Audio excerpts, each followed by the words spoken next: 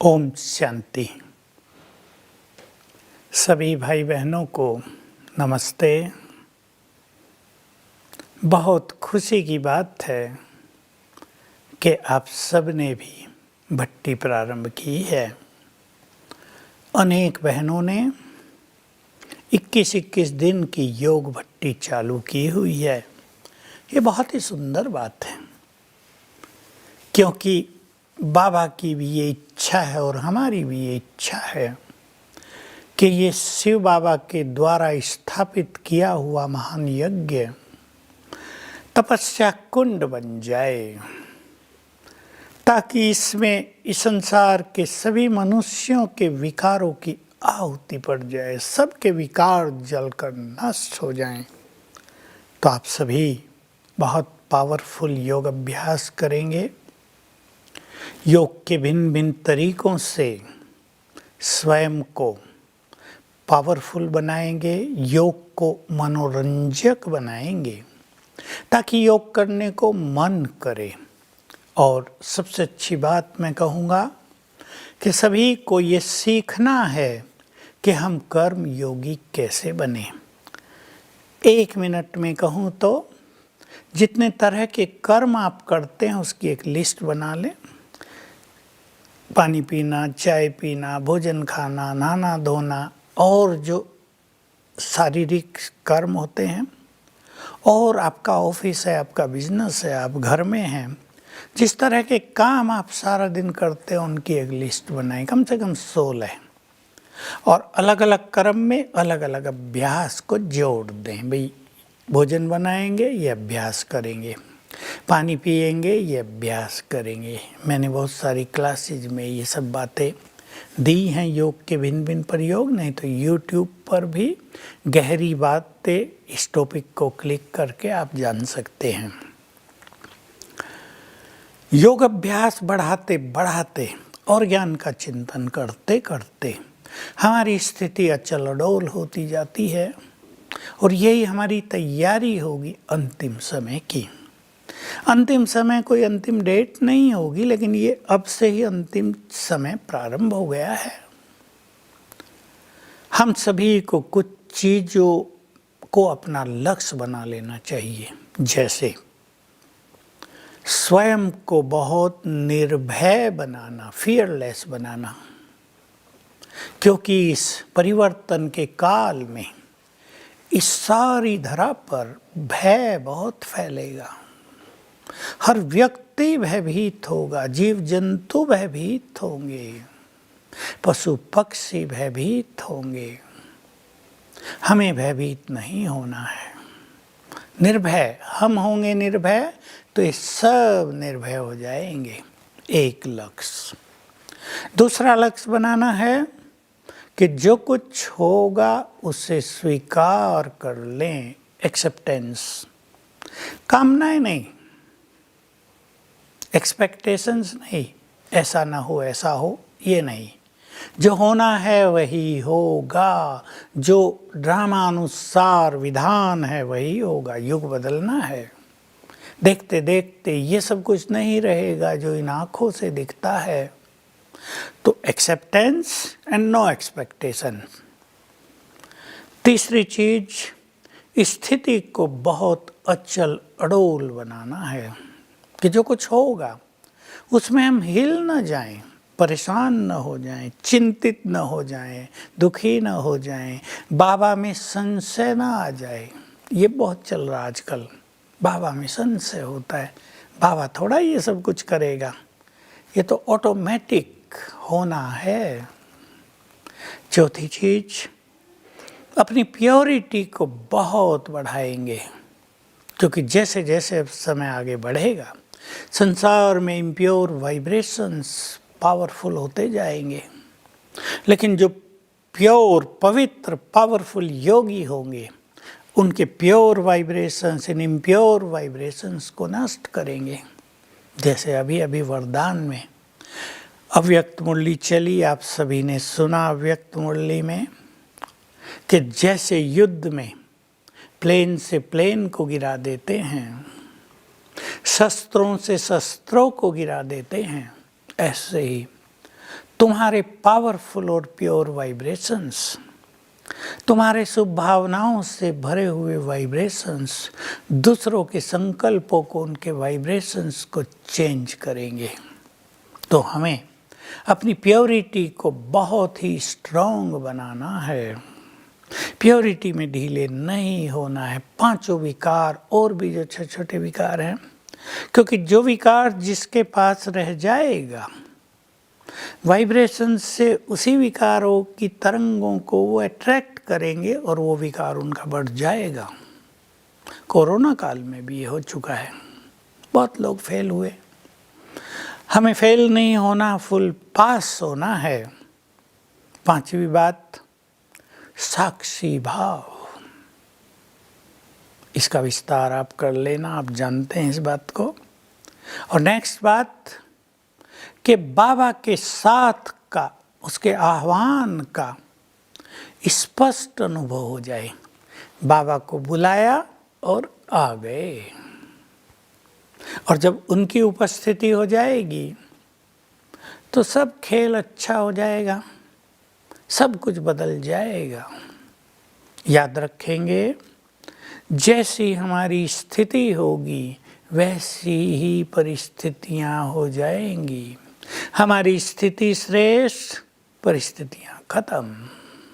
हमारी स्थिति बिगड़ गई, परिस्थितियां हावी हो जाएंगी, भारी हो जाएंगी। तो हमें अभी से ये सब बातें याद रखते हुए कि हमें निश्चिंत भी रहना है, निर्भय भी रहना है, बहुत खुश भी रहना है। मैं आपका ध्यान इस बात पर भी दिलाना चाहता हूँ, मानसिक रोग बढ़ रहे हैं, और जैसे जैसे ये विनाश का समय आएगा मानसिक रोगों की सुनामी आ जाएगी। हर व्यक्ति उनसे पीड़ित हो जाएगा। कोई रात को सो नहीं पाएगा, किसी को डिप्रेशन हो जाएगा, कोई बहुत सोचते सोचते ही पागलपन के शिकार हो जाएंगे। हमें इसके लिए कुछ चीज़ों की धारणा करनी है अभी से। बहुत हल्का रहना, इजी नेचर, जो हो रहा है ठीक है, सब कुछ अच्छा हो जाएगा। एक बात। दूसरी बात, बहुत खुश रहना, अलौकिक खुशी। ज्ञान में खुशी की बहुत सारी बातें आती हैं। तीसरी बात, ईश्वरीय नशे में अर्थात स्वमान में रहना। इससे हमारे ब्रेन को पावर मिलती जाएगी, ब्रेन साउंड होता जाएगा।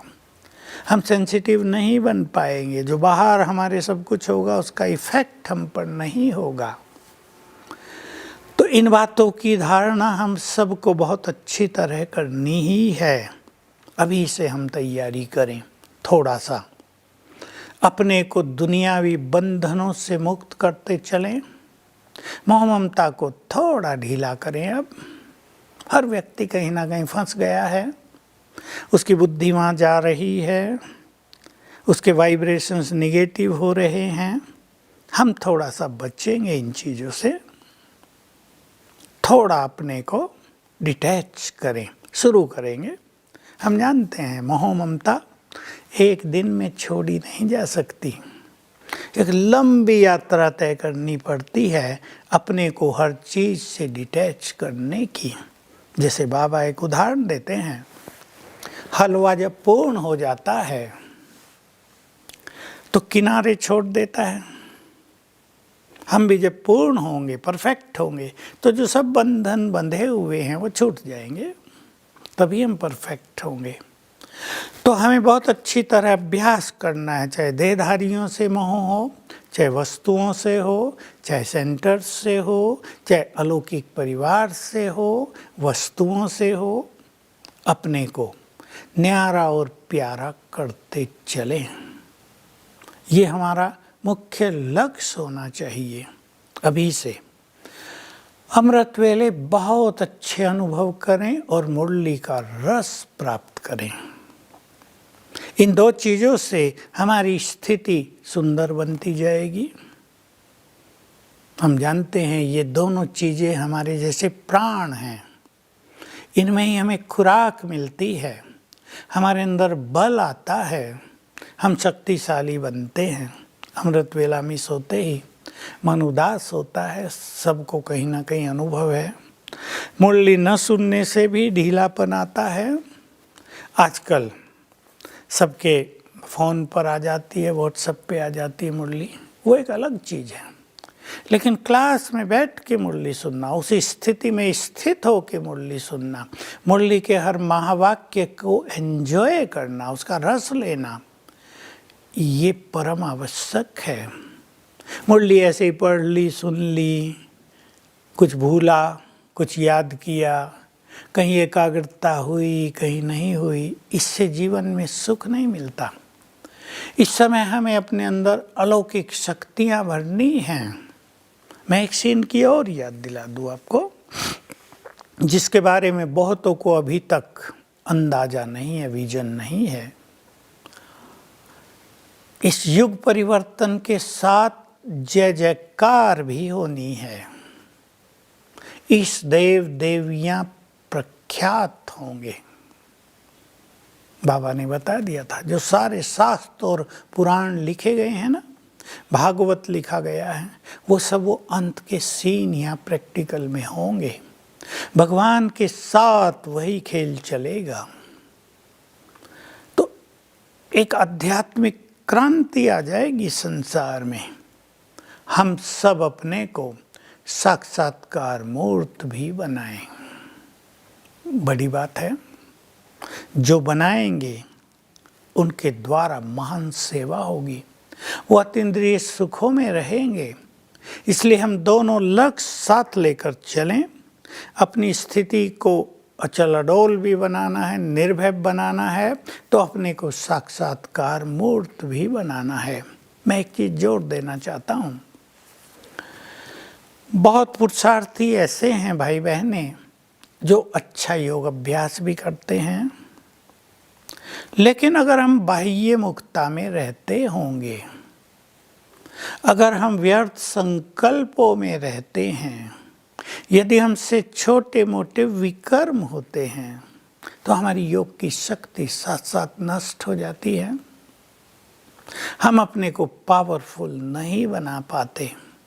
हमें योग से अपने विकर्म विनाश करने हैं, लेकिन सूक्ष्म विकर्म होते रहते हैं, तो फिर विकर्मों का खाता मल्टीप्लाई होता जाता है। बाबा ने कभी कहा था, मुझे वो महावाक्य याद रहता है, 78 की मुरली से है, 1978, कि तुम्हें 63 जन्मों के विकर्म नष्ट करने में समय नहीं लगता, बल्कि ब्राह्मण बनने के बाद जो विकर्म होते हैं क्योंकि वो 100 गुने बन जाते हैं, उनको नष्ट करने में बहुत समय लगता है। और बहुत लोग तो ऐसे हैं जिनको ये पता भी नहीं कि उनसे कोई विकर्म हो रहे हैं क्या। मैंपन रखना, अहंकार रखना, ईगो रखना, किसी पे क्रोध करना, कड़वे मुख से वचन बोलना, किसी की स्थिति को अपसेट करा देना, और किसी न किसी तरह की इम्प्योरिटी, दैहिक दृष्टि, ये सब सूक्ष्म पाप हैं। हम किसी को दुख दे देते हैं, ईर्ष्या रखते हैं, बुरा बोलते हैं, निंदा करते हैं, कहीं चोरी कर लेते हैं, ये सब सूक्ष्म पाप कर्म हैं। इनसे हमें हमेशा ही बच कर रहना है। तो इन चीज़ों को अपना लक्ष्य बना लें। बाबा की मुरलियों में बहुत अच्छी अच्छी बातें आती हैं, साकार मुरलियों में भी और अव्यक्त मुरलियों में भी। साकार मुरलियों को आप देखेंगे, एक एटीट्यूड से मुरलियों को देखो कि बाबा हमें रोज ये याद दिलाता है, तुम देवता थे, तुम बहुत महान थे, पूज्य थे, अथाह धन संपदा थी तुम्हारे पास, डबल ताज था तुम्हारे सिर पर। क्या हम उसे याद करते हैं? कैसे तुमने 84 जन्म लिए, गिरती कला कैसे कैसे हुई, अब मैं फिर से आ गया हूँ तुम्हारी चढ़ती कला करने। क्या हम इसे याद करते? याद करना माना रिपीट करना नहीं, याद करना माना उस फीलिंग में जाना। मैंने तुम्हें राजाई दी थी, तुमने राजाई गंवा दी, फिर से मैं तुम्हें राज देने आ गया हूँ। क्या हमें सचमुच रियलाइज होता है? ऐसा ही है। ज्ञान से तो हम जानते हैं इट्स ट्रू, लेकिन क्या हमें रियलाइज होता है? ये बाबा हमारे लिए कह रहा, हम राज करते थे, अनेक जन्म हमने राज किए हैं। तो स्थिति बनती जाएगी। तो साकार मुरलियों को इस एटीट्यूड से सुना करें, बहुत मजा आएगा। साकार मुरली सुनना आपको ऐसा अनुभव कराएगा, मान लो आपने 1 घंटा योग कर लिया हो, स्वदर्शन चक्रधारी बना देगा। उससे हमारी बुद्धि दिव्य बनती जाएगी, डिटैचमेंट होता जाएगा। एक शरीर छोड़ दूसरा लिया है। एक जन्म में हमारे परिवार, हमारे संबंधी कोई और थे, दूसरे जन्म में वो सब बदल गए थे, कोई और आ गए। तीसरे जन्म में वो भी सब बदल गए, कुछ और आ गए, और जन्म जन्म ये खेल बदलता आया है। इससे डिटैचमेंट होगा, बहुत अच्छी हमारी स्थिति बनती जाएगी। ज्ञान का बल भी सबको चाहिए। प्योरिटी जबरदस्ती नहीं आती है कि हमने प्रतिज्ञा कर ली और हो गया।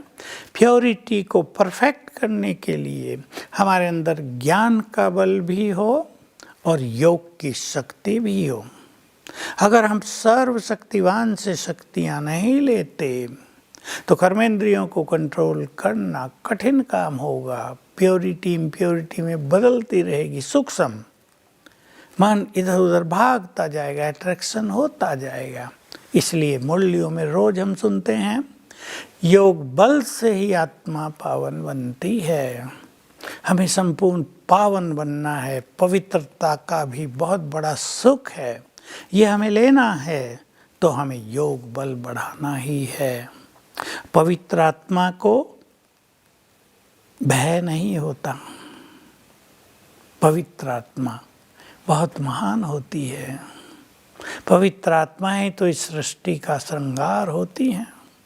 9 दिसंबर की मुरली में हम सब ने सुना संकल्प शक्ति पर बाबा क्या क्या बोल रहे थे। कोई कितना भी निगेटिव इम्प्योर व्यक्ति तुम्हारे सामने आ जाए, लेकिन तुम्हारे वाइब्रेशन से वो कुछ कर नहीं पाएगा, उसके विचार बदल जाएंगे। तुम अपने संकल्पों के वाइब्रेशन से दूसरों के संकल्पों के नेगेटिव वाइब्रेशंस को नष्ट कर सकते हो। तो हम पुरुषार्थ पे बहुत ध्यान देंगे, जो मैंने आपको 5-7 चीज़ें बताई हैं। ड्रामा के ज्ञान को याद करते करते अचल अड़ोल होंगे, साक्षीपन को बढ़ाते जाएंगे, स्वीकार करेंगे कि जो कुछ हो रहा है वही तो होना है। कितनी बार हुआ है ये सब कुछ हम याद करेंगे, असंख्य बार, अनगिनत बार। ये परिवर्तन का खेल, ये विनाश का खेल हम सब ने देखा है। नथिंग न्यू, देखते रहेंगे और यही होना है। तो चित्त शांत हो जाएगा, और याद रहे चित्त शांत होगा तो हम पावरफुल हो जाएंगे। हमने अपने संकल्पों को निगेटिव कर लिया तो हम कमज़ोर होते जाएंगे। हमें तो बड़े बड़े काम करने आगे चलकर। मैं बाबा की एक बात याद किया करता हूँ, जो एक ही बार बाबा ने कही है और मैं कई बार याद भी दिलाई है। बाबा ने कहा, जब तक तुमने अपने ब्राह्मणपन के कर्तव्य पूरे नहीं किए तुम घर नहीं जा सकोगे। सबको तो बाबा कहते हैं तुम्हें घर चलना है, मैं लेने आया हूँ। और कुछ आत्माओं को कह रहे हैं पहले कर्तव्य पूर्ण करने हैं। तुम ब्राह्मण बने हो, तुम्हें सबको दुखों से मुक्त करना है, तुम्हें सबको सकाश देकर उनके अंदर के देवत्व को जगाना है, तुम्हें सबको समस्याओं से मुक्त करना है, निर्भय बनाना है। बहुत बड़े बड़े कार्य ये हमारा इंतजार कर रहे हैं। जब तक हम उनको पूर्ण नहीं करेंगे तब तक हम घर वापस नहीं जा सकेंगे। तो ऐसे ऐसे जो महावाक्य मिलते हैं मुरलियों से, उसको अलग से नोट किया करें, उस पर बहुत अच्छा चिंतन किया करें। मैं अंतिम समय की तैयारी में एक दो बात और कहूँगा। सभी ने कुछ दिन पहले बाबा के एक वरदान में ये सुंदर बात सुनी होगी, न सुनी हो तो नोट कर लें आज। जो बच्चे अशरीरीपन का बहुत अभ्यास करेंगे, विनाश काल में उनका विनाश नहीं होगा, बल्कि वो स्वेच्छा से देह छोड़ेंगे। बहुत बड़ी बात कही है। इसलिए भट्टी में अशरीरीपन का इतना अभ्यास कर लें और ऐसा प्लान बना लें कि ये आने वाले कई कई वर्षों तक हमारा अभ्यास चलता रहे। ये देह अलग, मैं आत्मा अलग। मैं आत्मा भ्रकुटी की कुटिया में बैठी हूँ। मैं आत्मा इस देह में अवतरित हुई हूँ। I have entered, I have reincarnated in this body. मैं स्वराज्य अधिकारी हूँ। ये सब अभ्यास बहुत बढ़ा देंगे। मैं बहुत तेजस्वी हूँ, ग्लो बहुत है मेरे अंदर, मुझसे चारों ओर किरणें फैल रही हैं। ऐसा कर दें जैसा ब्रह्मा बाबा का हुआ था। इतने अशरीरीपन का अभ्यास उन्होंने कर लिया था कि बाबा के चारों ओर डीप साइलेंस के वाइब्रेशंस रहते थे। क्योंकि हम पब्लिक कांटेक्ट में हैं, रिलेशंस में हैं, तो जहाँ भी हम जाएं लोगों को हमसे शांति मिलती जाएगी, प्योर वाइब्रेशंस मिलते जाएंगे।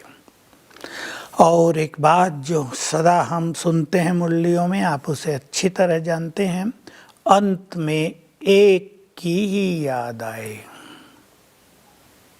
जब देह छोड़ रहे हों, एक शिव बाबा के अलावा बुद्धि कहीं न जा रही हो, न पीड़ा पेन, बॉडी का पेन अट्रैक्ट कर रहा हो, न देह के संबंधी हमें आकर्षित कर रहे हों, न कोई हमारे पाप कर्म हमारी स्मृतियों में आकर हमें परेशान कर रहे हों, न कोई इच्छाएं हमें खींच रही हों, ये करना था ये तो रह गया, कोई अप्राप्ति हमें परेशान कर रही हो, हम एक की याद में स्थित हो जाएं, स्मृति स्वरूप होकर देह छोड़ें। सबसे देह छोड़ने का जो स्वरूप है वो ये है, अचानक देह छूटना, बिना कष्ट के देह छूट जाना, सहज भाव से देह छूट जाना, वो भी बहुत ऊंची स्थिति है। लेकिन स्मृति स्वरूप होके शरीर छोड़ना, ज्ञान मनन मगन होते हुए शरीर छोड़ना। बाबा ये देह छोड़कर हम आ रहे हैं आपके पास, जैसे बाबा हमारा वेलकम कर रहा है, ऊपर क्लियर दिखाई देता रहे, बाबा आए कि आए, पाठ पूरा हुआ। ये स्मृति स्वरूप स्थिति है। तो हमें इसकी बहुत प्रैक्टिस करनी है। चारों ओर के किनारे छोड़ देने हैं। मैंने जो कुछ बातें वर्णन की, इच्छाएं न रह जाएं, कुछ अप्राप्ति न रह जाए जो हमें खींचती रहे, कोई ईर्ष्या द्वेष सूक्ष्म विकार न रह जाएं, हमारे कोई बड़े विकर्म हमारे मानस पटल पर छाए न रहें। क्योंकि अंतिम समय ऐसा होता है कि ये सब चीज़ें हमारी स्मृतियों में आने लगती हैं। हमें वही याद आने लगता है जो हमने लंबा समय किया है। किसी ने कोई पाप लंबा समय किया, वो सामने आकर खड़ा हो जाएगा, दिखाई देगा यमदूत खड़े हैं। किसी देहधारी से बहुत प्यार है, वो सामने रहेगा, हटेगा ही नहीं। आप कितनी भी कोशिश करेंगे शिव बाबा को याद कर लें, होगा नहीं। कोई संस्कार हमारा रह गया है, वो सब इमर्ज हो जाते हैं, एंड में होते ही हैं। यही एंड की एक निशानी होती है। इसलिए लंबे काल से एक बल एक भरोसे जीना, हमारी बुद्धि एक में ही जाए, ये अभ्यास करना। मान लो आप बैठे हैं, आप हॉल में बैठे हैं, अपने योग कर रहे हैं, धरती हिलने लगती है। अब आप क्या करते हैं? बहुत माताएं तो चिल्ला के भागने लगेंगी उधर, बाबा बचाओ बचाओ। नहीं, कुछ लोग भाग दौड़ करेंगे, लेकिन जो श्रेष्ठ योगी होंगे उनकी बुद्धि बाबा में जाएगी। मैं प्रकृति का मालिक हूँ, ये याद आ जाएगा। बाबा की किरणें पड़ने लगेंगी और सब कुछ अच्छा हो जाएगा, सेफ रहेंगे। जो भाग दौड़ करेंगे उनको कठिनाई हो जा सकती है। ऐसे ही कोई भी आपदा आ जाए, कल अकाल पड़ जाए, हमें भोजन न मिले, हमारा चिंतन क्या होता है, हमारी स्थिति क्या रहती है। तो अभी से अच्छा अभ्यास करते चलें, ताकि कुछ भी आ जाए बुद्धि तुरंत ऊपर चली जाए बाबा के पास। तो ऐसी स्थिति हम सबको बनानी है। आप सभी इस पे वर्कशॉप कर लेना, चिंतन करना कि हमें निर्भय कैसे बनना है, हमें साक्षात्कार मूर्त कैसे बनना है, हमें हर चीज़ को एक्सेप्ट कैसे करना है, हमें बहुत खुश और नशे में कैसे रहना है, अपनी स्थिति को अचल अडोल कैसे बनाना है। तो आप सभी भाई बहनों को भट्टी के लिए मैं बहुत बधाइयाँ दे रहा हूँ, कॉन्ग्रेचुलेसन्स।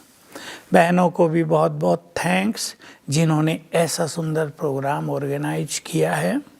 और मेरी ये शुभ भावनाएँ हैं कि आप सभी श्रेष्ठ योगी बने, बहनें भी ऐसी योगी बने कि आपका सेवा केंद्र लाइट हाउस बन जाए, पीस हाउस बन जाए, प्योरिटी के वाइब्रेशंस से भरपूर हो जाए। जो भी यहाँ आए बस बाबा का बन जाए, जो भी यहाँ आए उसकी सभी समस्याएं समाप्त हो जाए, जो भी यहाँ आए भरपूर होकर जाए। चिंतन करना सभी, और ऐसी योग की ज्वाला जलाना कि ये यज्ञ तपस्या कुंड बन जाए, सभी के विकारों की और विकर्मों की इसमें आहुति पड़ जाए। तो आप सभी को बहुत बहुत धन्यवाद। ओम शांति।